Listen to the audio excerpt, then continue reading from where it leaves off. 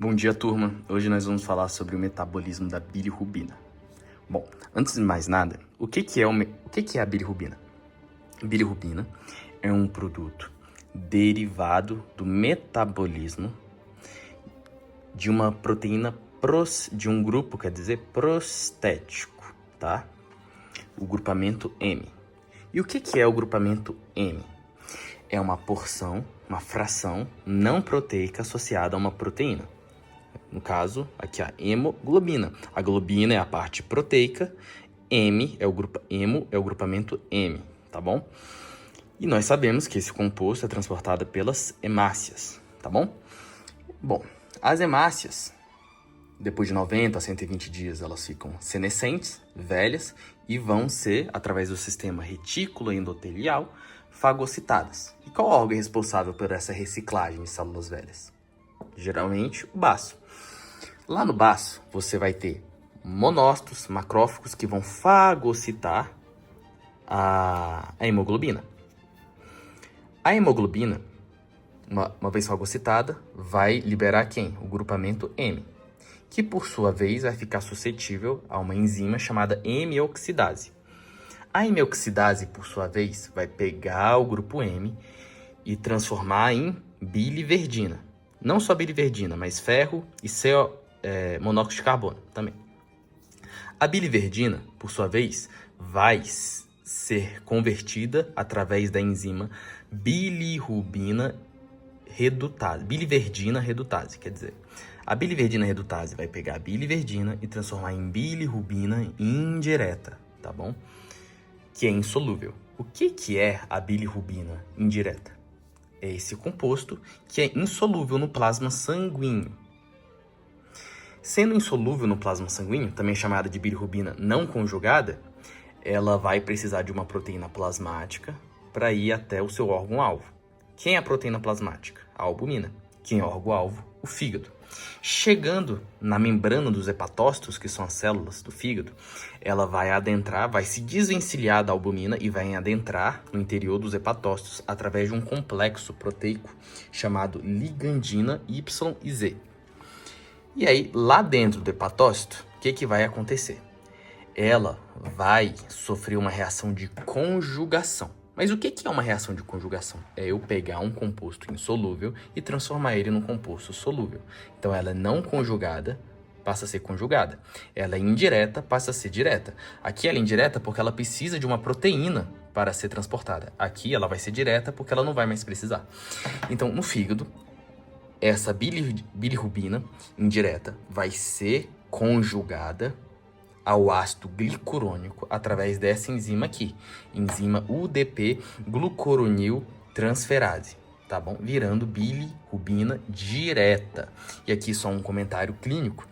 Existe uma condição chamada síndrome de Gilbert, que é quando a pessoa tem uma baixa disponibilidade, uma baixa síntese de UDP glucuronil transferase.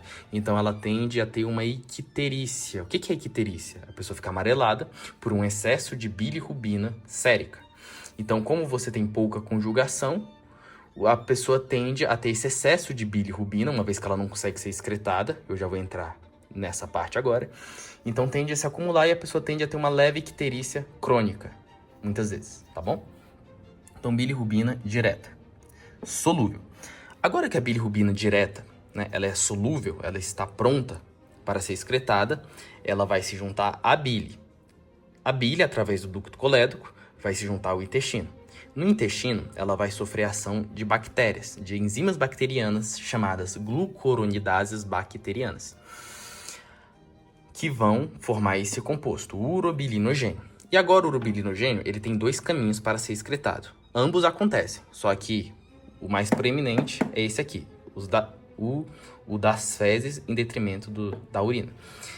Bom, começando por ele vai, o